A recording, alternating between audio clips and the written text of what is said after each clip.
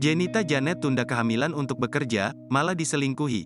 Pedangdut Jenita Janet kembali menceritakan kisah pilu gagalnya rumah tangganya terdahulu, yang membuatnya diselingkuhi mantan suami.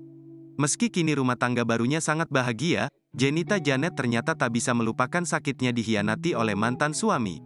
Sebelum menikah dengan Danu Sofwan di tahun 2020, Jenita Janet gagal mempertahankan rumah tangganya dengan Alif Hedi Nurmaulid, yang merangkap sebagai manajernya sendiri. Jenita Janet mengungkapkan hancurnya rumah tangganya terlebih dahulu dengan Alif Hedi Nurmaulid karena adanya orang ketiga. Penyanyi lagu "Di Reject" ini mengaku hancur setelah tahu mantan suaminya itu berselingkuh. Jenita Janet menegaskan bahwa dirinya tidak menolerir perselingkuhan apapun alasannya. Meski banyak pihak yang memintanya untuk mempertahankan rumah tangga, namun Jenita Janet memilih untuk menyerah.